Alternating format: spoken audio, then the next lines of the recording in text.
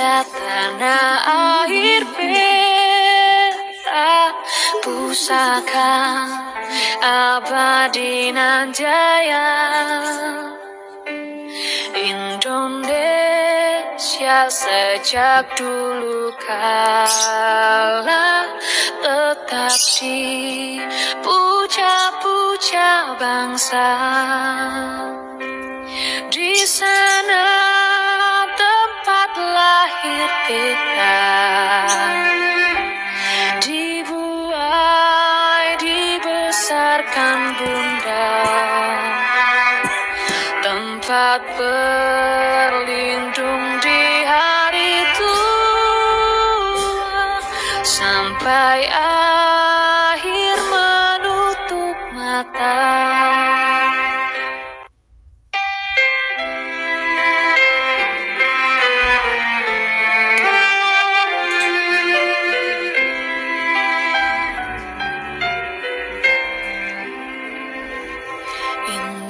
Indonesia tanah air peta pusaka abadi nan jaya.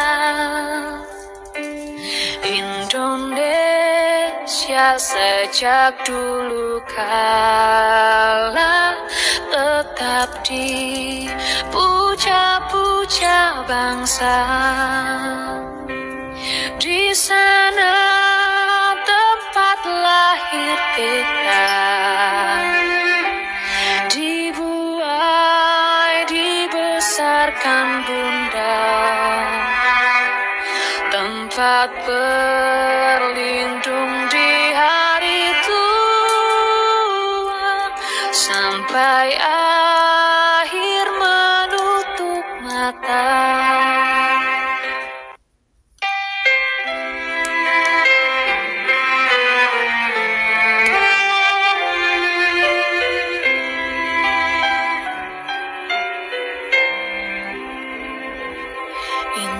Indonesia tanah air peta pusaka abadi nan jaya. Indonesia sejak dulu kala tetap dipuja-puja bangsa. Di sana tempat lahir kita, dibuai dibesarkan bunda, tempat berlindung di hari tua, sampai akhir menutup mata.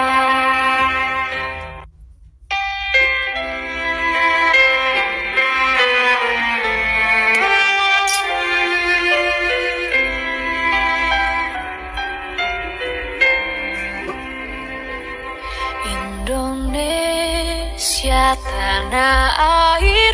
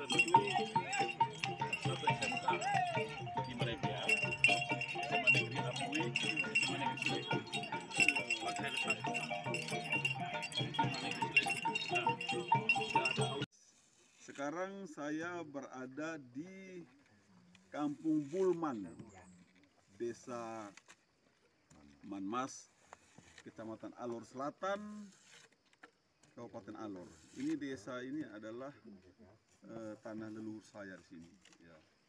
Wah, mungkin tahun berapa sebelum kemerdekaan RI? Ya, tidak, udah lama sekali. Mungkin awal abad ke-19 mereka mulai berada di sini. Ya, kemudian membangun kampung ini, dan di sini juga orang tua saya itu, bapak saya lahir di sini. Nah, kampung ini dia cuacanya ada cengkeh, kemudian kopi, dan sekarang ini sedang dikembangkan porang. Ya, ini kita lihat ini adalah porang yang prosesnya masih sangat tradisional. Mereka masih menggunakan alat potong yang tradisional. Ini porang dipotong, kemudian setelah dipotong itu dijemur. Ini seperti ini. Dijemur, setelah itu baru siap dijual ke pasar.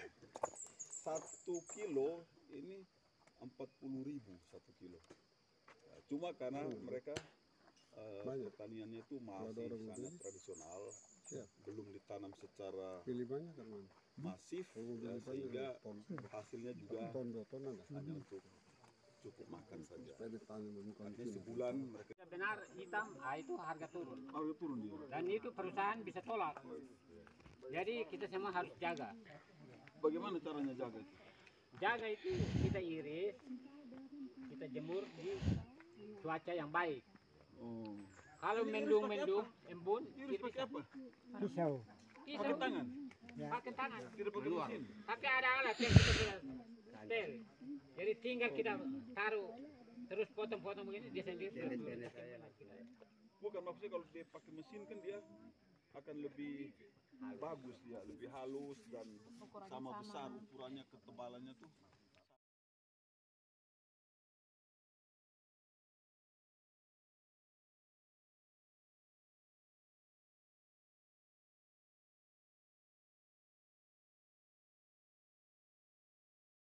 Sama belum? Itu belum, tapi ini Bapak Mandes ini ada rancang satu. Ini yang kita pakai ini ada. Jadi bapak, jadi ketika ini mulai dibeldang, mesinnya pakai mesin genset, saya yang rakit. Jadi kalau provinsi sudah oke, saya rakit untuk mereka. Jadi ketebalan dan cara potongnya saya yang sekitar 10 lembar dua, nanti saya punya semua. Jadi dia akan jatuh turun penuh, saya yang tarik keluar, dia isi terus. Jadi yang satu tarik keluar, yang 2 orang akan di atas terpal. Jangan ini harus terpal. Terpal kalau yang bagus itu terpal kapal. Dan ini yang kerja pertama kali. Dan untuk dia punya mesin potong itu saya kan. Dia besar. Mesin potong ini? Potong ini. Potong porang bikin kecil-kecil ini. Jadi mesinnya hidup, pisaunya main. Jadi bapak tinggal kasih masuk di Kasih masuk buah. kasih masuk dia tinggal iris, ketebalan sama. Nah, jadi jaga bensin habis isi.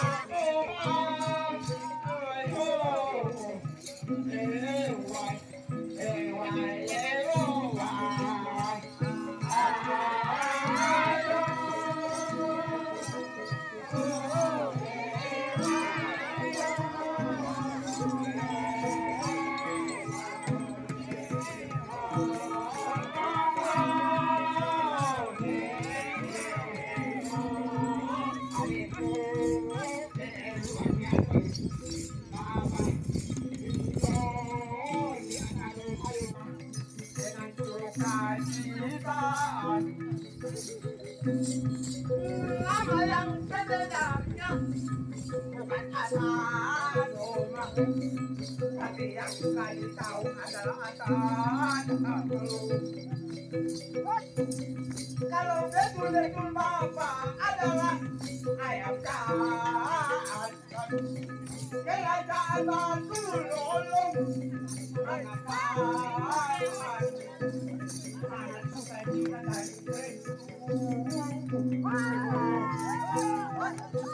jadi Bapak sudah dapat sepanjang diperjuangkan pada Bapak diperjuangkan ayo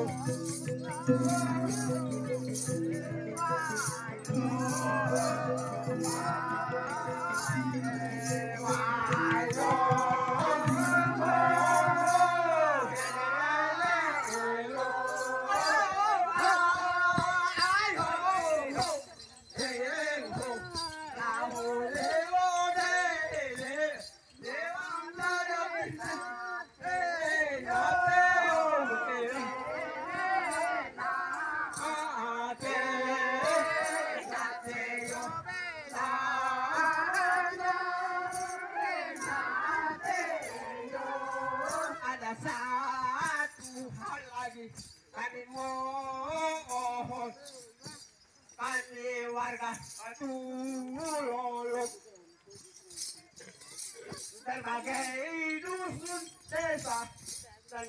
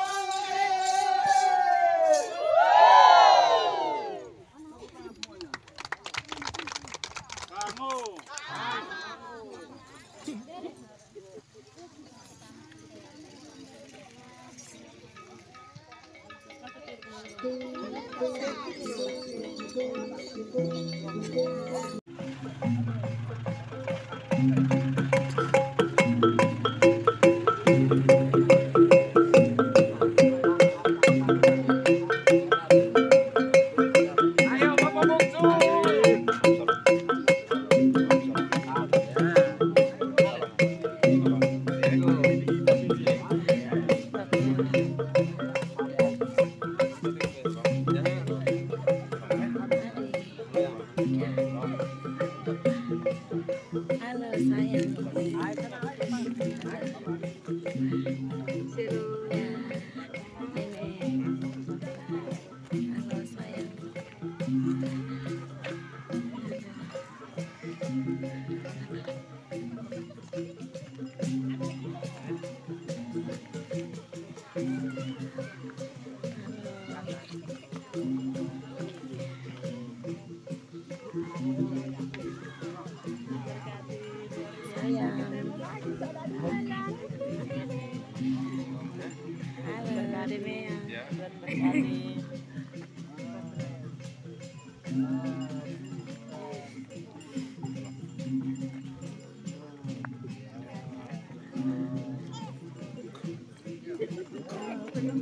Topeng apa petangan?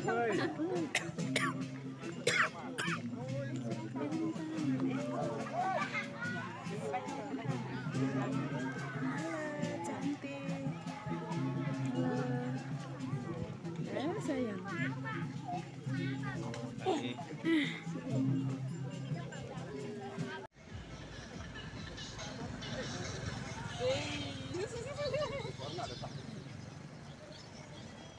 Tahan ya, terus belokan.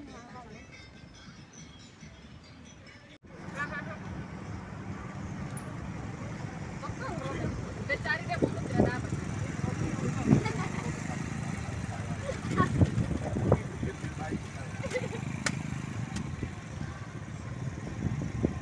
Tadi lupa upload di ini grup nih. Pak nomor ini. HP jatuh. Saya minta papa HP baru. Kayaknya kita nih Tina minta HP dulu. Bapak. HP jatuh saya minta HP bapak HP baru kok. Habis ini sebagian napas aja di dalam sini nih. Tadi di depan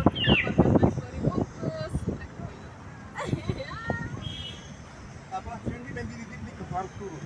Minta kirim dari dia dulu.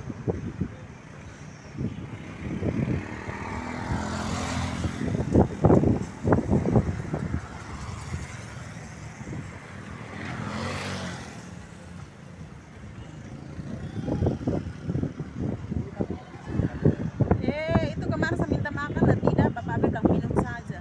Kamu minum. Ini belum masuk di ini barang Kalapahi, masih di sini saya begini nih, belum masuk Kalapahi.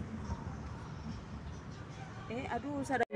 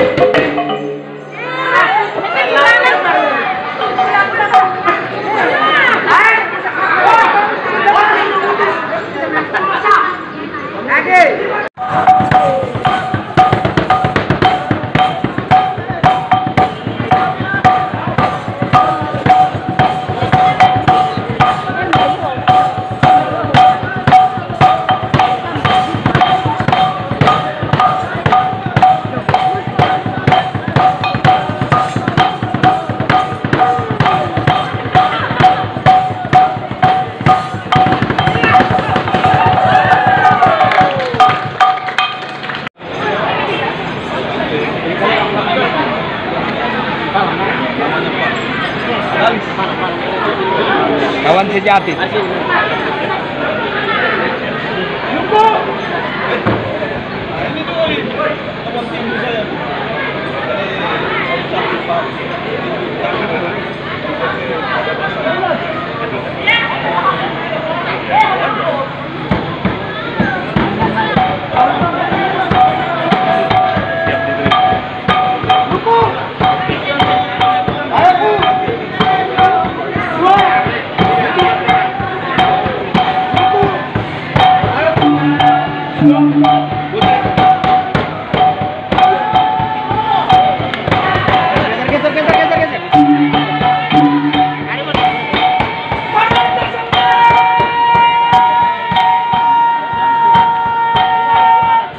Indonesia dong, Dokrom juga, Indonesia kita, Meniha. Manto yang pernah. Nah itu medorong kai, ama abe alami, seren edu, dulu bedon demi orang tak.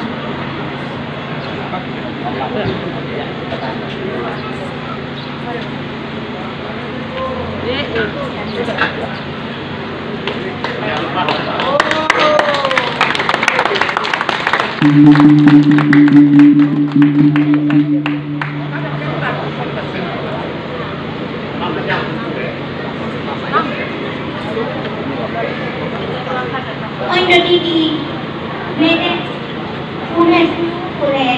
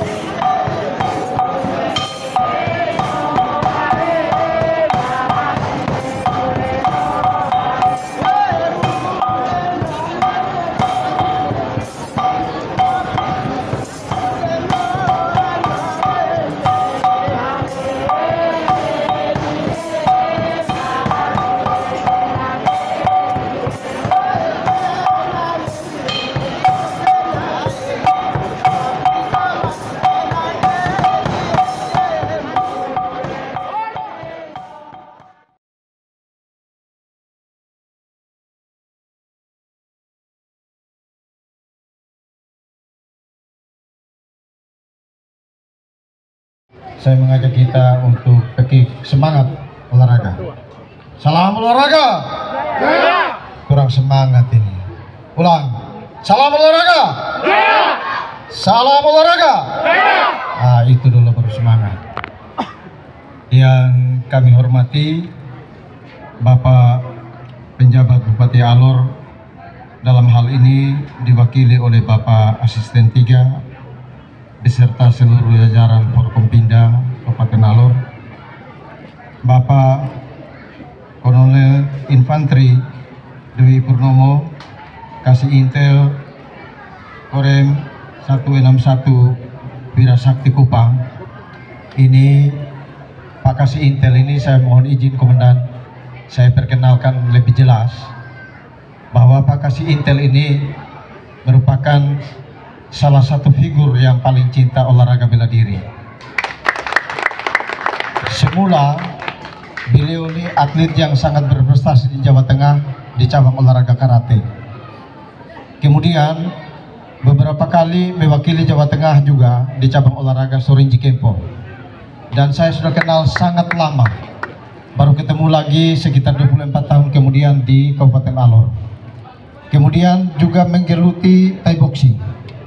Ya, Thai boxing, dan sementara anak-anak didorong untuk menggeluti Thai boxing karena prestasinya dengan sejumlah piagam penghargaan yang diraih oleh Pak Kasih Intel ini, maka di samping prestasi akademiknya juga ditunjang oleh sertifikat-sertifikat bela diri yang dimiliki, maka Pak Kasih Intel ini lolos untuk akabrinya. Kita tepuk tangan untuk Pak Kasih Intel ini. 24 tahun kemudian baru saya ketemu dengan sobat yang sangat baik di Sorinji Kempo. Yang kami hormati Bapak Dandim 1622 Kabupaten Alor yang sangat muda dan energik. Yang kami hormati Bapak Kapolres Alor atau yang mewakili. Yang kami hormati pengurus Pertina Provinsi Nusa Tenggara Timur, dalam hal ini diwakili oleh Ibu Wakil Ketua 2 Bidang Pembinaan Prestasi Ibu Elizabeth Waluwanja Esa. Yang kami hormati pengurus Pertina Kabupaten Alor beserta dengan jajarannya sampai dengan pelatih, pengurus sasana, dan atlet dan wasit hakim yang ada di Kabupaten Alor. Yang kami hormati Direktur Bank NTT Cabang Kalabahi. Yang kami hormati Kepala Kantor Kementerian Agama Kabupaten Alor. Yang kami hormati Kepala Bulog Cabang Kalabahi. Yang kami hormati Kepala PT Pertamina Kalabahi. Yang kami hormati Kepala Dinas Pemuda dan Olahraga Kabupaten Alor. Yang kami hormati Kepala Dinas Pariwisata Kabupaten Alor. Yang kami hormati Kepala Dinas Perdagangan Kabupaten Alor. Yang kami hormati juga Ketua KONI Kabupaten Alor beserta seluruh jajarannya, serta seluruh para hadirin undangan yang tidak dapat kami sebut satu persatu. Izinkanlah kami untuk menyampaikan catatan penting dari Ketua Pertina Provinsi Nusa Tenggara Timur, Bapak Dr. Samuel Haning Esa MH CCP, untuk disampaikan kepada panitia penyelenggara eksibisi Alor Boxing Championship yang kita laksanakan pada saat ini. Yang pertama, Pak Ketua Pertina Provinsi Nusa Tenggara Timur menyampaikan apresiasi yang sangat tinggi dan penghargaan yang setinggi-tingginya kepada pengurus Pertina Kabupaten Alor yang dilantik tahun lalu dan sudah mengambil langkah-langkah strategis untuk melaksanakan kegiatan yang sangat bermanfaat dan bermartabat, yaitu eksibisi Alor Boxing Championship yang kita laksanakan pada sore hari ini. Kiranya dengan kita bisa mengambil langkah-langkah strategis ini menjadi hal yang bermanfaat positif bagi perkembangan tinju di Kabupaten Alor. Perlu kita catat bahwa Kabupaten Alor merupakan salah satu gudang petinju. Ya, sekali lagi perlu kita catat bahwa Kabupaten Alor adalah salah satu gudang petinju. Nah, sekarang setelah vakum kegiatan kejuaraan juga pembinaannya tidak berlanjut dengan baik, tidak terjadi regenerasi, sekarang hanya tinggal dia punya gudang. Atletnya hilang begitu. Bukan hilang selamanya, tetapi lewat kegiatan ini mudah-mudahan mendorong minat anak-anak kita, generasi muda kita untuk menggeluti cabang olahraga tinju. Ada sejumlah nama legenda tinju dari Kabupaten Alor, contoh seperti Oil Bersaudara, Muri Bersaudara, dan yang lain-lain. Dan yang minta maaf saya pada sore hari ini, ada satu legenda tinju yang ada di Kabupaten Alor dan dia melahirkan banyak petinju, yaitu Bapak Samsul Bahri. Tolong Om Samsul berdiri. Lewat tangan beliau ini banyak petinju-petinju yang lahir di Kabupaten Alor. Kemudian ada satu legenda tinju yang menjadi legenda Indonesia, yaitu yang sangat sukses, yaitu Bapak Joni Asadoma. Kita tepuk tangan untuk Bapak Joni. Sangat sukses dan berprestasi di cabang olahraga tinju sampai mewakili Indonesia ke Olimpiade, ya, ke Olimpiade. Dan mimpi semua atlet tinju dari semua negara bagaimana berprestasi sampai ke Olimpiade. Dan salah satu yang berasal dari Kabupaten Alor mewakili Indonesia ke Olimpiade adalah Bapak Joni. Daerah mereka mengeluh banyak yang bagus, tapi ada juga yang pengelolaannya perlu dibenahi.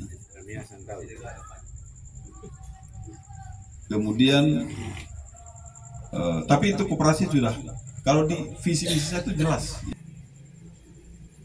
Kemudian yang ketiga, 5 adalah Bapak Teos Ndaumanu atau Rote bagaimana? Oh, saya pikir Dauman. Ya. Dan terima kasih Bapak Teos untuk dukungan dari KBP 3 untuk salah satu perhatian saya, karena saya kasihan KBP 3 ini potensi besar, ya, tapi waktu itu tidak punya kantor di Kupang. Akhirnya saya bangunlah kantor untuk sekretariatnya KBP 3 dengan purnawirawan. Itu saya bangun itu. Waktu saya Wakapolda saya sudah mau bangun, tapi terus saya pindah ke Jakarta, berhenti. Nah, sekarang saya sudah bangun sekretariat untuk KBP 3 dan purnawirawan ini. Karena mereka biasa silaturahmi langsung habis sholat isya kan? Nah, pas itu. Pak, betul.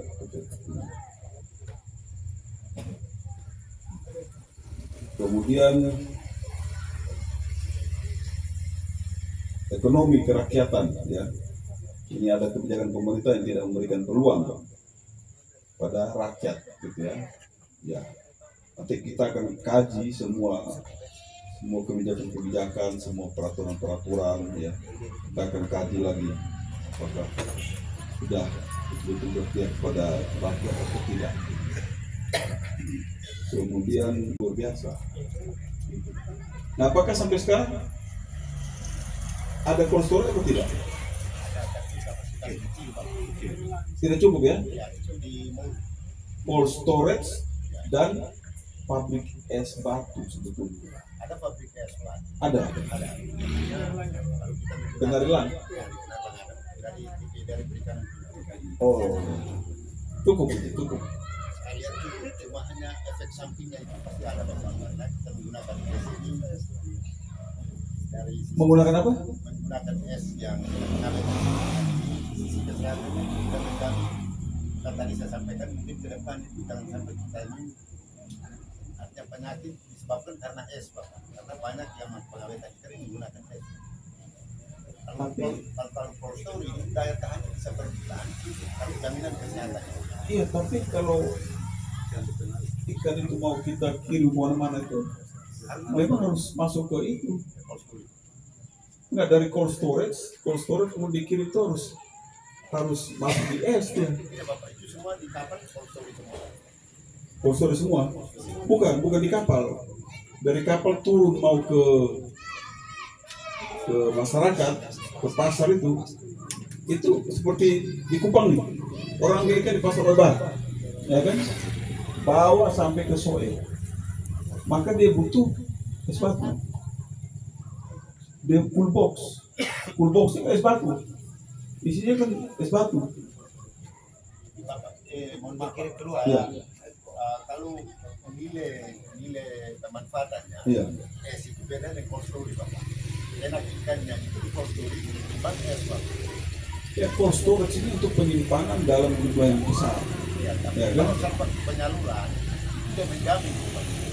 Itu sampai 1-2 minggu tetap dia bertahan, Pak. Baru dimasukkan dalam box, kita baru es lagi. Tidak perlu es batu lagi, begitu ya? Ya, Bapak. Oh, oke. Saya pikir tetap seperti itu. Ya? Kapasitasnya kecil, Kecil ya? 3 ton. Oh.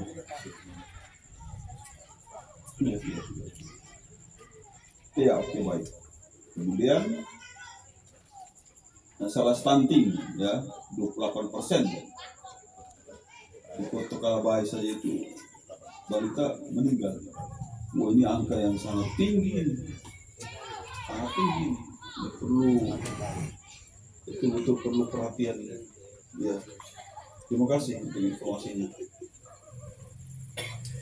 Kemudian Bapak Teos Kades Tomioku, masalah dukungan dari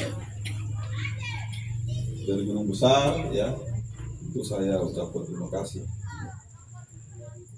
Kemudian masalah kebutuhan infrastruktur jalan dan transportasi ya ini sudah merupakan program utama. Kemudian pengangguran tinggi. Nah, ini masalah pengangguran ini ya. Saya kemarin di tim saya kita salah satu program unggulan kita adalah membuka 10.000 lapangan kerja. 10.000 lapangan kerja. Tapi tidak tahu nanti apakah di tim gabungan ini masih terakomodir atau tidak. Ya, kalau 10.000 lapangan kerja dengan gaji UMR 2,2, maka kita butuh anggaran lebih kurang 22 miliar ya bulan untuk membiayai. Nah, ini kembali lagi kalau kita punya pertumbuhan ekonomi yang bagus, ya kita bisa ganti dari sini. Kalau kita punya pertumbuhan ekonomi yang baik.